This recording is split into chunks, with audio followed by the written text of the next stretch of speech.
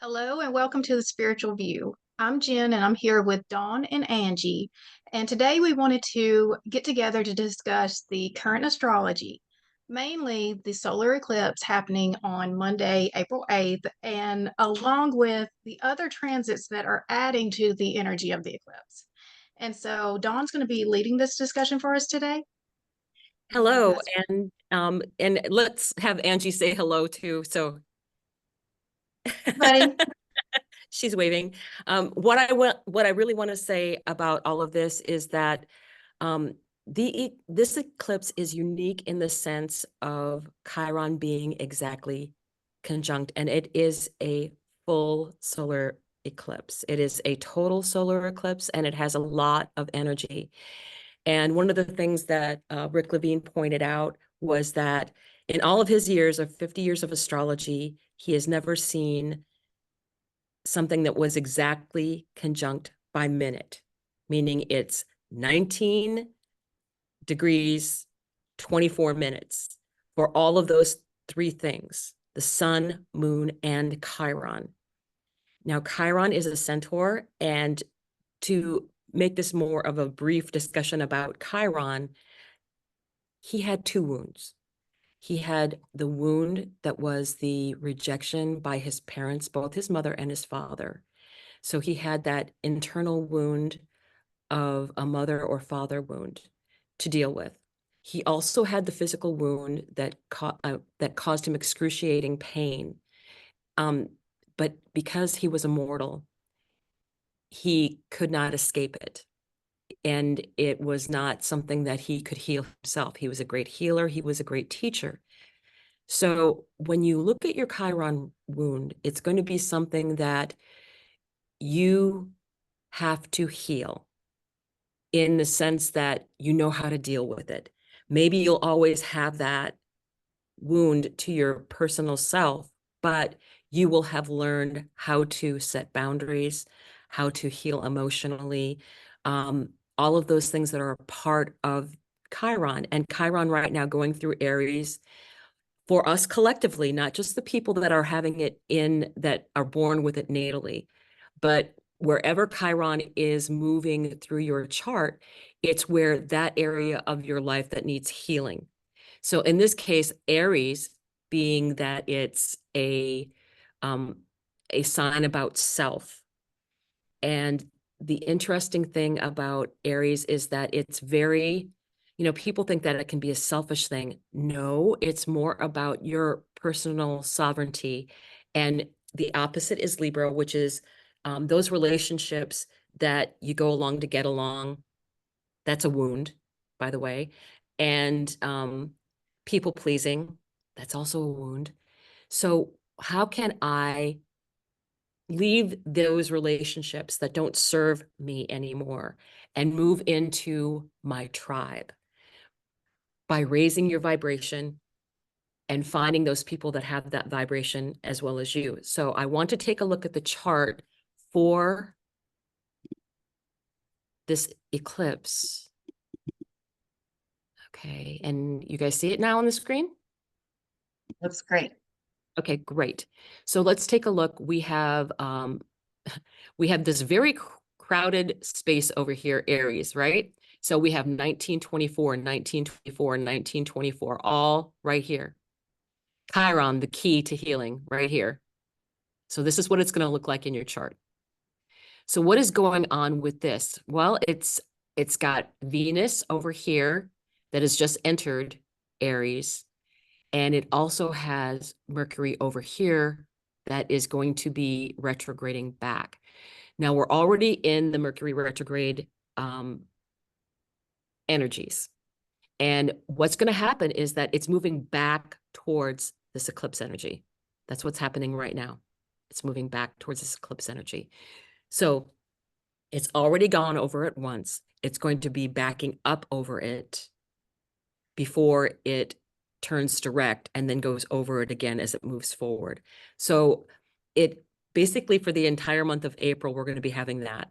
One of the things I want to say about Mercury as well is if you have any personal planets that Mercury is going to be going over the top of, it's a chance to really work with Mercury's energy with that planet, because it's something also that you're meant to deal with. It's part of that working with Mercury retrogrades instead of being afraid of them. The part about the retrogrades is that it's louder, because when a planet is in retrograde, it's closer to the Earth. So it has much more volume. So it gives you an opportunity then to work on those. It's going to be going back over Chiron. So it's going to give you an opportunity to work on those wounds, and then it's going to be moving forward. So what are the other things that are going on in the chart that are going to be affecting this really magnificent opportunity for healing? Is that we have Pisces, and we have Mars and Saturn in Pisces. And the important part of this is that they're almost conjunct. They're going to be conjunct 2 days later on the 10th, right? So what is the significance of Saturn and Mars here? It's the fact that it's the eclipse is in Aries, which Mars rules. So Mars is ruling this eclipse. So Mars has an effect on this eclipse. Now, a lot of people are afraid of like the Mars and Saturn energies. And I think you have to look at it from a point of vibrational energy, right? Because sometimes that Pisces can mean at the lower vibrational energy, victim mentality, right? But at the higher vibrational energy, it's connecting with your higher self. It's connecting spiritually. It's using creativity in amazing ways. And because they're being conjunct, it's like when you start a new moon. This is a 2-year cycle. And if you take this time, and Saturn is about putting the work in every day. Saturn is like, okay, I'm going to set myself some guidelines. And Mars is, I'm going to work at this every day. And little things make a huge difference. The little habits that you do every day is what turns into your life, right? So what can I do new every couple days that is going to be better for me? And you'll find, especially depending upon the house that it's in, Saturn and Mars are in my 10th house of career. So this would be something that I could be looking at for my career. But also and I didn't realize this until just a couple days ago, because I was so busy with all the other eclipse astrology. This is going to be squaring my ascendant. My ascendant is at 14 degrees, and this will be at 14 degrees. So my ascendant, of course, is in my first house. So that is a very personal energy for me. So me working with that energy and, in a business manner, especially spiritual business, things like that, because it's Pisces. So I would say that if you have things that are in your chart, first of all, you look and see what is squaring or opposition. This would be opposition. If you have anything that's like a direct opposition from this energy or in a square, so it'd be all of the cardinal signs. So if you have something in Cancer that is near that degree, or something in Scorpio near that degree. I'm not Scorpio, I'm sorry, Capricorn near that degree. So any questions on this right now?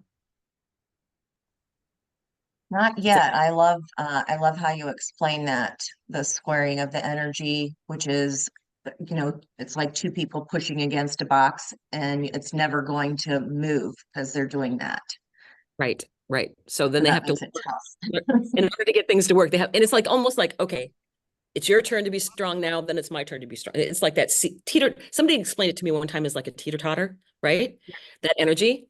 So also we need to think of this energy of Jupiter and Uranus, because this energy is they're getting to the point we should be feeling this energy right now.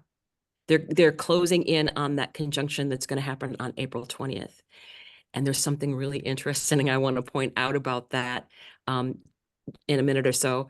But so this is energy that I think that we can utilize because of the fact that this is at 19 degrees. So this is like this is going to be at 14 degrees. This is going to be in a sextile. That's sextile is 60 degrees apart, and it's basically, it's having a friend help you out, basically, but you have to ask for help. It's not something that just happens like a trine is, where it's easy flowing energy. A sextile is, okay, I have to activate this energy to get the benefit of it. If I want help with something, I have to ask someone to help me with that. And then I can benefit from that help of that other person. So that's what this is doing. You have this energy of, the Saturn and Mars, and then you have this energy of Jupiter with Uranus very close to that. So that, I think, is something that you need to bear in mind. And what I'm really talking about with the charts today is on personal level. It's completely different what's going on in the world. We're here to do growth, is what we're here to do. So this is how you would utilize setting boundaries, maybe learning that you can't pour from an empty cup. I have to make sure that I'm taking care of my own energy so I can help someone else. That's why they tell you, put the mask on your face first before you help the child when you're riding an airplane, right? When those drop down. So let's take a look at the other thing I really wanted to show you that's going to be happening with the Jupiter-Uranus conjunction. Dun, dun, dun, dun, select. And I found this fascinating. Okay, do you see that? Did it come up for you? Yeah. So you see the Jupiter. Okay, perfect. What I wanted to point out is that you have, so this is the chart. And again, I would also look at, opposition and squares in your chart, because those are going to be the things that are going to be causing you to really have to work. They require action, where sextiles, you need to take but that's much more positive energy. Squares and oppositions can be much more challenging energy. So here we have this energy in Aries, and here we have this energy in Taurus. So this is 2149, this is 2149, right? So where's Venus? Venus is here at 19 degrees, at the degree of the eclipse on this day. And Venus rules this conjunction. So this is what I find very fascinating. When we get to the Jupiter-Uranus conjunction, Venus is at the degree that the eclipse took place at. Think of all that healing. Think of that exceptional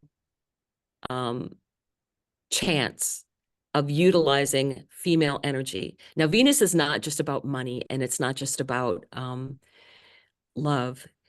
Venus is also how we deal with women. And it can be about your relationships with other women. And that is one of the things that you need to think about, because I don't think we are going to get any further in this world without us helping each other. I have a lot more to say about that, but I won't do that today, because that'd be covering way too much ground. But one of the things I do want to point out is this 19 degrees of Aries is where Chiron was when the nodes entered Aries on the new moon in Cancer on July 17th. I remember that very well, because that was my solar return day, right? So it's important to remember that this degree is super significant. It is about, I think it was preparing us at that time for the fact that we were going to be having this huge, huge eclipse, especially in the United States. Also, when the nodes go into Pisces and Virgo, Chiron is again at 19 degrees. Now, Chiron has been moving around, but how amazing is it that it will be again at 19 degrees during that time, when the nodes are going to change signs, and that'll be January 12th, 2025. So those are the things that we can be thinking about. And Saturn will still be in Pisces, and it'll be coming closer and closer to Neptune, right? So I think those are the things that we need to bear in mind, that we're going to have a lot of triggering. We're going to have things come up that we're going to be very uncomfortable dealing with.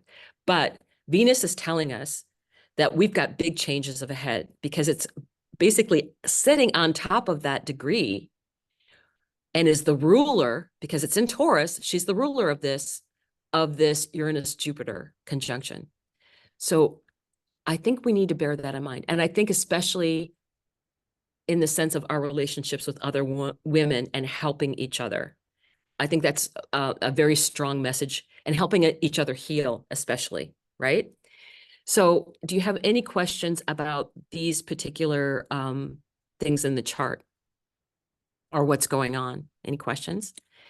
So I'm going I to have a go up. cool observation. Yeah, yeah, please. I What was I going to just turn it noticed, over to you. Yeah, go ahead. sorry about that. What I just noticed, you were talking about the 19 degrees, 24 minutes and how significant that is. Numerology wise, when we add all those numbers together, we get a 16, which is the tower energy. And also that sister card of the 7 card of the chariot.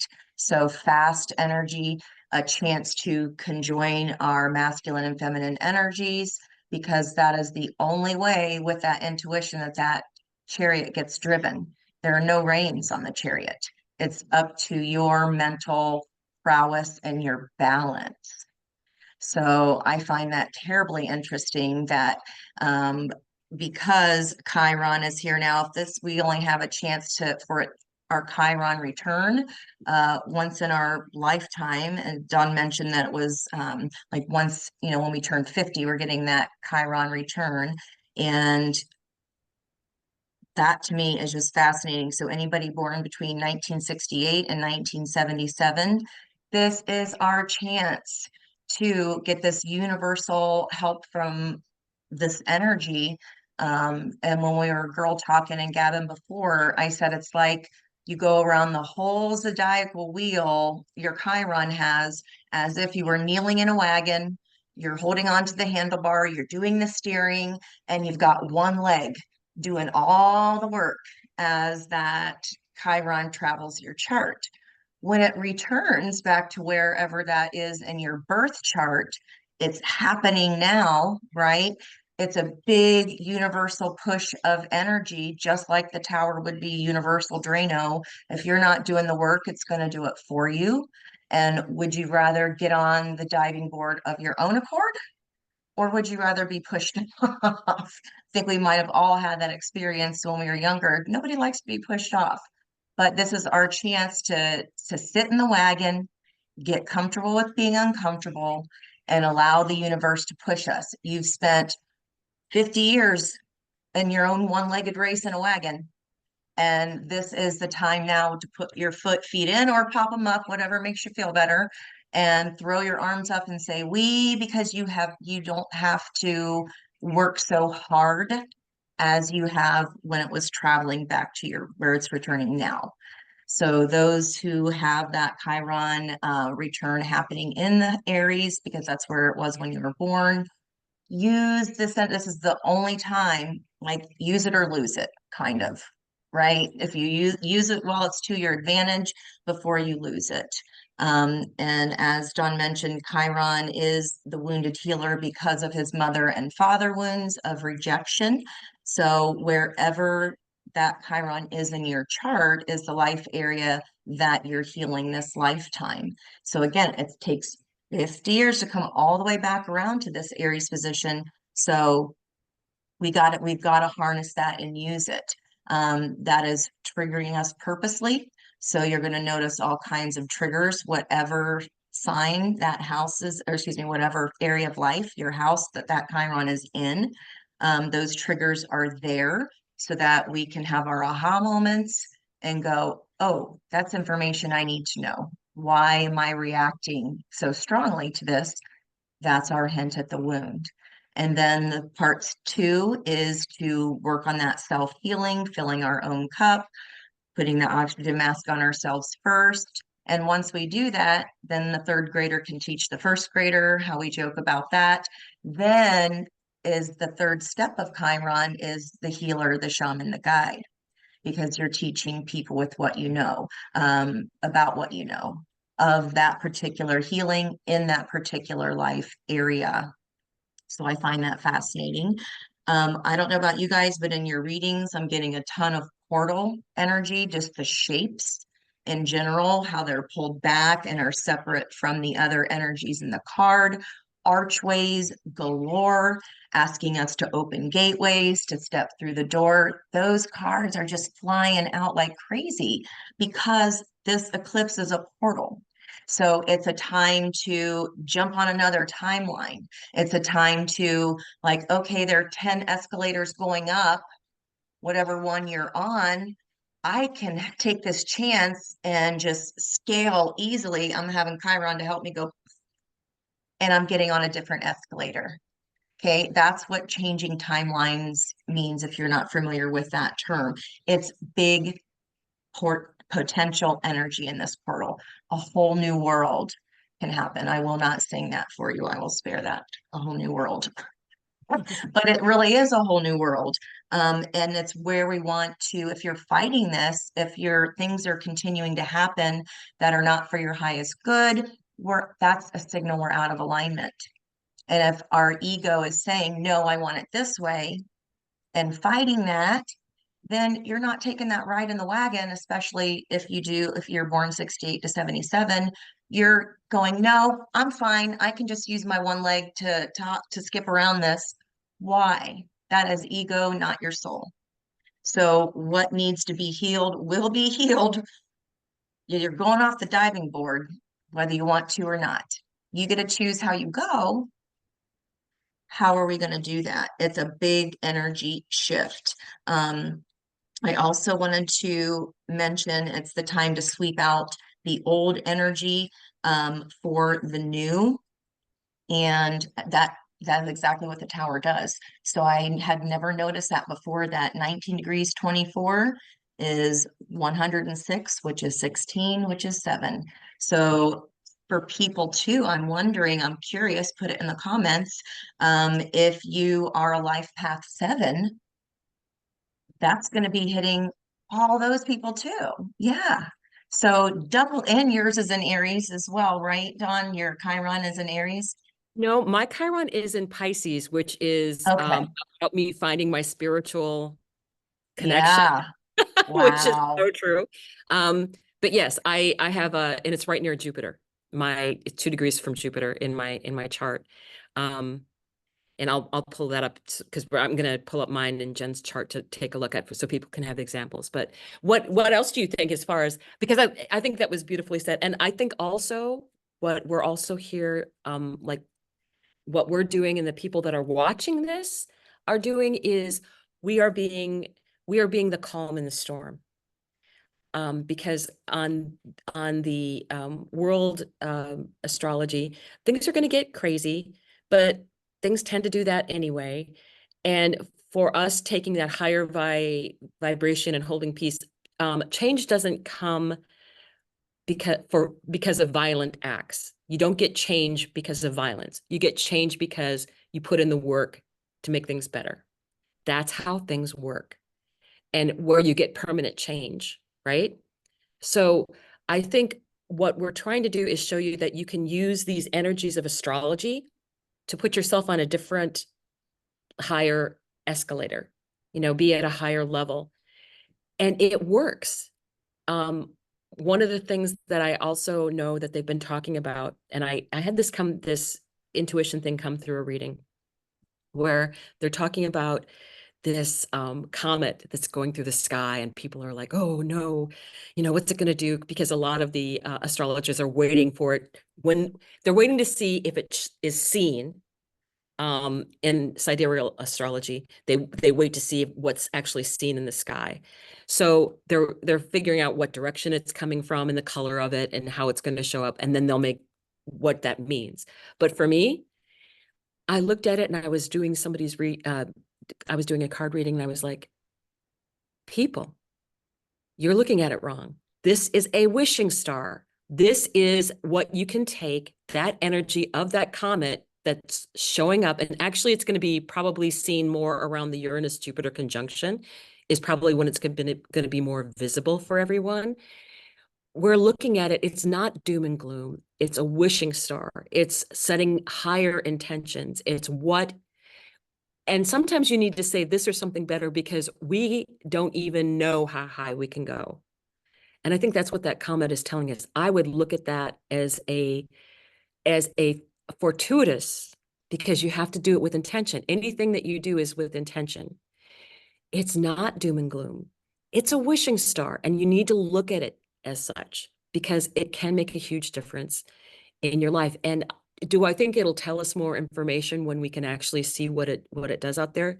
Yes, but I don't think it's about doom and gloom. I think it's about something that's so unique. I mean, where would you find something that's exactly, 1924 Chiron sitting on top of that? And then of all times, this eclipse, I'm not sorry, eclipse, but the comet coming to this eclipse, that comet is like, I mean, I don't know how many, 80 plus years that it returns, and it's returning like now. So you start thinking about, if you want to be scientific, think about the mathematical calculations of how this works out. And then what happens when Uranus and Jupiter are conjunct? Venus is sitting on top of it. So do we have rise of feminine energy? We certainly do. Angie, what do you think? Anything more that you can think about that particular? I think that was pretty darn perfect. I don't really have anything to add to that because it was so succinct and like and literal. I think people will really understand what you just how you just explained it. It's just incredible energy. Even if you don't understand how energy works, it's simple physics of, Einstein's law, right? And like for every reaction or Newton's law, there's a same but equal but opposite reaction. So using that sister energy. So if we're not comfortable with that Aries energy, Aries it's affecting us all. So wherever the sun is, any of us, no matter what our sun sign is, can listen to Aries readings because there's going to be something in there for all of us. So that's going to be important at the time because people always ask, well, should I be watching my horoscope for my sun sign or, from my ascendant, especially if you're over 40? And it's like you have to just start working on your intuition. And then once you understand transits, you understand the energies that are present in that moment of now, that can change what you listen to because energy is going to be bigger. And also in Pisces, there's still a stellium in Pisces as well. So all of us can listen to Aries and Pisces reading and be of benefit to that. And when you're talking about the star energy, again, that card has been, I had it come up 3 decks, one reading, and that was for the Thursday, the Thriving Thursday, I believe. It came out in the extended that way. And that's just crazy, right? And it hasn't stopped. So I think we are going to continue to see that. And I like your point of being specific because if our thoughts become words, our words become things, that eclipse energy can manifest just the other way just as easily. So it's going to amplify and add steroids to the energy. So if you are in a negative mindset or, money doesn't grow on trees, or I hate this part of thing about my job, we're going to get bombarded with that. The amplifiers turning on. So be particularly careful. If you can't be positive, just be neutral. Remain in a neutral energy, keep the teeter-totter right at the balance, and it doesn't, try not to go too high one way or the other. Think about the feeling that you want to have for this manifestation. So if you don't like something, what is the opposite feeling of that? And oh, I love this part of my job. And it doesn't matter because the universe feels feelings. It doesn't hear like exact orders, right? We're limiting our choices when we do that. But just as much as it can help us make change in a powerful way and step into another timeline, that can also not go for that wheel of fortune can turn not in your good if that is the energy that you're clinging on to, especially ego energy, wanting to win and not, wanting to look at what that means within ourselves, wanting to point the finger instead of do that. Well, what am I contributing to that? And And what I we contribute is blowing up. and I think that ties, all of this is going to tie into the law of attraction, where, and you have the universal energy. If you are a person that says, I don't know how things can get any worse, the universe law of attraction says, watch me. I was like, If don't. you, yeah, never say that. Don't say that. But if you are in, what you do is you feed those beautiful moments. If you are sitting at a coffee shop and you're enjoying a great cup of coffee and you're looking outside at a beautiful, beautiful day, I don't know how it can get any better than this. Universe says, challenge accepted. Yes, I love that. Yes, Right? absolutely. So that's how the law of attraction works. It's like, if you put that energy into that positive energy and just spin that energy into something different and just take it to a different point of view. And then the other thing I know that when we set intentions, you have to release them. You have to release that. You can't constantly then dwell on it. It's like if you place an order with Amazon, you know what's coming. So you don't think Yeah. about it you don't go to your computer and check it every 5 minutes to see where it's tracking, right? You just, okay, this is what my intention is to get this. And I'm just going to go about my stuff. I've released that. And that's when things happen. And they've done a few scientific things that I won't even get into, but that's when you set an intention, you do have to release the intention out into the universe so it can get working on it, right? That's how I would look at it. You're releasing something so that it can be worked on. But let me go ahead. I just wanted to look at a couple charts here. Let me go back to share screen because I want to pull up.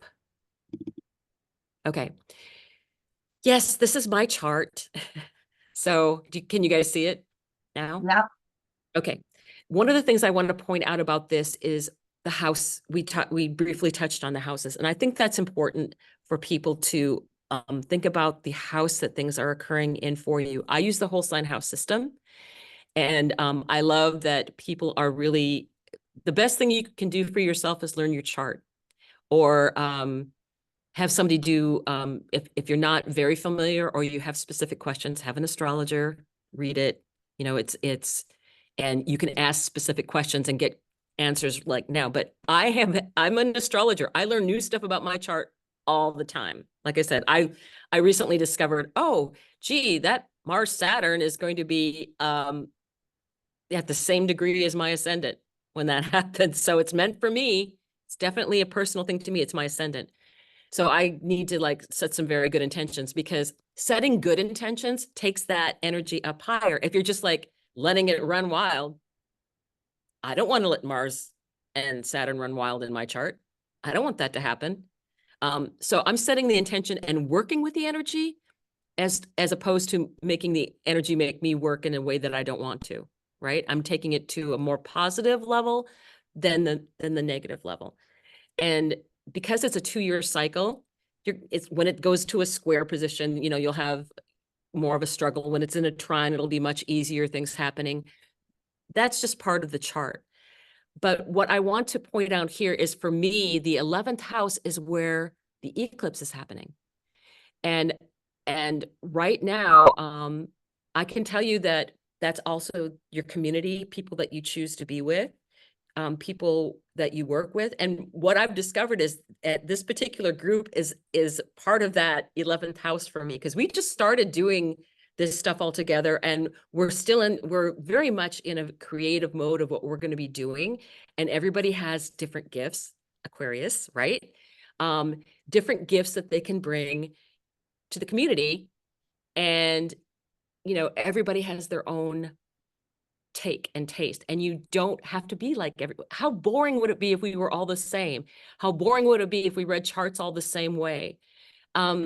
This is much more of an energy of what Aquarius did earlier in the year, with Pluto entering, and then you had all the planets line up with Pluto. That's a very unheard of thing, to have all of the personal planets in Aquarius, hello, with having talked to Pluto, and then having Mars and Venus, which is going to be that 6 degrees is going to be coming up in the future, people. But it's in a good way. So yay. I think you'll find that we really get different energies throughout this year. And we have right now is a really good window to kind of set yourself up for the next energy of the next 2 years. Normally a new moon is 6-month energy, right? Because you have the full moon then with that same sign in 6 months. Eclipse energy, this is faded energy. This is faded. So some of the things that we're going to have brought up are things that we really need to deal with. This is faded energy. So really look at what this brings up for you. Really work with what this brings up for you. And then work on healing it, because that, you know, Chiron, it's like a physician, has to clean out that nasty wound that you've been, it's been a wound that's been there a long time and it keeps getting re-injured all the time. So you really need to get it cleaned out. How do they say? Disinfectant. I think that's one of the Rick Levine said, this is the disinfectant for everyone right now, is to get all that cleaned out, bring it to the surface. Actually, you'll see that's what is happening in some of society now. Some of the nasty stuff is being brought to the surface because we have to know it's there before we can disinfect it, right? And then we can do the real healing. Then we can do the real healing. So taking a look here, you have, this is the 11th house. Now, if it's in the first house, it can be about, you know, personal, if you want to set goals and what's happening in your personal life. Second house, resources, what you find valuable to yourself. Third house has a multitude of things. It can be about family, because it's close family ties. It can be neighbors. It can be neighborhood. Any of the things that are local, merchants, all of those things. So as you go through Virgo, we probably need to have a separate video just to cover some of this stuff. And maybe we'll do that at another time. But take a look at the houses and the meanings of what those houses are for you, not only in this Aries energy, but also the Pisces energy, because Mars is ruling this eclipse. Mars is ruling this eclipse. So I think we need to really take a look at, you know, what houses is in, what's in, and if in your natal chart, what is it also activating as far as planets in your natal chart? And I would look at first oppositions and squares, because the other stuff is beneficial for you. The squares and oppositions are things that you have to work on, have to work with. Now let's take a look. This is Jen's chart. So in her particular case, you're going to have Aries in the second house. Resources, right? Finding your personal value, finding, and also about self, finding yourself and your, for me, I still have to tie Libra into it, because you're setting, you know, you're working on that, because you also have Pluto up here, and that's going to be in an opposition to what's going on down here. So it's like my resources, other people's resources. And actually, Jen, that kind of ties in with our group. Your resources, the group's resources. You know what I mean? Those kind of things can tie in together, working with other people, transformational energy in the 8th house. It can be a lot of other things. And usually it's more than one thing in astrology. It's like, oh, that's what that is. Oh, it's also this too. Yeah, that's active for me as well. So that's what you'll find in astrology, is that it's not usually just, it means one thing. So I would say, and I love the energy, the fact that you have this first house of Pisces, right? And you are going to have this, congratulations on your son. What? Okay, if we go and look, I'm going to change this a second, because I noticed the degree and I didn't realize that for you. I'm going to change this to the 20th. I did notice that that was the 21 degrees on that conjunction. Yeah, so it's like, let me hit the transits here. And we forgot to mention, and that was my fault. And we'll put it maybe in a message earlier in this whole thing, that please pull up your chart and look at it while you're watching this, because I think you'll get some very good insights regarding this. But look at where this is for you, right? You have, this is at 21 degrees, but you have Mars is going to be in that area look at it, Mars is going to be like almost on top of that. And don't forget, we had Mars ruling all this stuff that was going on here earlier, right? So then you have Taurus down here. So this is going to be over your Vesta and your Chiron. Oh, nice. You know, that's a little bit far, but Vesta, your personal fire in the area of business. So interesting. Anything you have a question about here? Well, I would say that most people looking at a chart like this, you would see the Aries is empty on that chart. And so you wouldn't think that you would be impacted by everything that's happening right now because it's all happening in Aries, and I don't have really anything in Aries. So can you explain that part? Yes. What happens is that there is the rulerships of the houses. And that's the key point here, is the rulership of Aries. The ruler is Mars. So Mars, what Mars is doing is important in your chart because Mars is very much, people associate it with angry energy, but it's also the thing that gets you up in the morning. It's your motivational energy. It's what pushes you forward. It's what pushes you on. And it's like Mars gives energy to Neptune because Neptune doesn't do anything by itself. It's like, oh, happy dreamer, all this other stuff. But in order to get the benefit of Neptune, you need to have something like Saturn or Mars, even the sun. Something has to activate Neptune in order to get the benefit of it. So it's helpful if it's a trine, that'd be great. But sometimes you almost need to have an opposition or a square to kind of kick its butt a little bit to get it in gear, right? So don't always think of the squares and oppositions as bad things. It's where there's growth in your chart. The other stuff you got, trines, sextiles, easy flowing energy. But you have to work when it's oppositions and especially squares, right?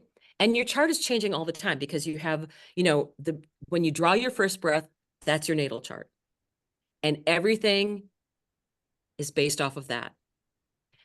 So when you have these other things that are happening in your chart, it's like, okay, what's going on with Mars? In your particular case, and we discussed this right before we started, is that your perfection year happens to be your ninth house, which is also ruled by Mars. So Mars is playing a specific role this year for you Wow. because Okay. for this entire year, Mars is in charge. So whatever Mars is doing and whatever it's doing with your natal Mars, if there's anything that's going to be transiting or squaring or, trining any of your Mars natally, especially when the sun goes over it, also anything that Mars is doing as a transiting Mars. So this energy of the Saturn and Mars conjunct in your chart near your ascendant, because it's going to be at 14 degrees of Pisces. So this is personal to you, definitely. And it's in your first house, but it's also a spiritual house. So you take that higher level instead of, I'm not going to be the lower level of victim mentality. I'm going to be this much higher level of, I'm getting it going. I'm getting it done. I'm setting goals for myself. And during the next 2 years, you will see huge, huge things happen for you. Because if you do the work, Saturn rewards you in the end. And Mars is very, like I said, this is your 10th house. I mean, your 9th house. So it's your viewpoint in life, what matters to you, your philosophy, also education. There's so many things that the ninth house can represent. You also have Uranus happening to be in that house. So what's Uranus doing? It's conjuncting Jupiter as a transit. So that's going to affect you as well, because this is your house this year. So that is what I see when you have something that's called, I have empty houses, but as a matter of fact, Aries is one of them. But I know that this going on with the nodes and because the nodes are traveling through there, it's lessons with the community, because that's my 11th house. It is affecting me, but I don't have any planets in Aries. I have nothing. So you'll be surprised at how things really affect you. and you always should look at it as an opportunity for that, take it up to that higher level, take it up to that growth level, and you work with that energy instead of that energy putting you to work. You can do this with that intention setting and working with the energy at a different level. Again, like, I don't know how things could get worse. Never say that. Never, ever, ever say that, because that, it's just like, okay, I'm going to prove you wrong. That's power of attraction 101. Okay. So Then you get what you get and don't throw a fit. yeah, How's that for an old school? yeah, that's If you're not that's so harnessing it, Saturn. yeah, It's so climb the Saturn. steps to the high dive on your own accord. So I think we probably covered everything pretty thoroughly, without going way into the weeds, basically. But I would love it if people would comment if they want to see more of these type collaborations, and whether it's astrology or anything else that they might be interested in. Right before we started, Angie just did this lovely grounding for us, and breathing, and it was just a lovely moment. And I was like, oh, I wish we would have had more time so we could have added it in, because it was just perfect. So anything else Thanks. anybody wants to add? I'm just Next thankful time, that you next did time. this. I said, I'm just thankful that you did this for us. I wanted to ask you to do it, but I wasn't going to take away from your time. So when you suggested it, I was like, yay, yes. All right. Because like there's just when I saw how many planets was in Aries, like how common is that? I mean, like that just feels very significant. Mhm. And then when you pointed out the exact, down to the minute, like I didn't even know that. That's huge. And then Angie's connection, pulling it together with the tower card. I love the way that like all of these pieces come together. That's so cool. It's really, really neat. And then the star energy, like, gosh, it's all there. And then the key, when you look for this in your birth chart, guys, it looks like a K with a circle on the bottom. So I'm seeing a lot of even keys, pictures of keys. If you have the light seers deck, it's that Five of Pentacles card where the key is right behind her, but you've got to pick your head up.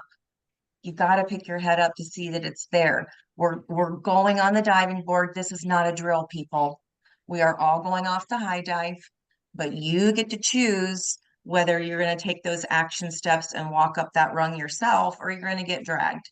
I don't want to be I don't want to be dragged up the ladder. I want to make the decision myself and do that. But this is just because there was nothing in Jen's in that house, right? We all have that pie piece in our pie. We all have it.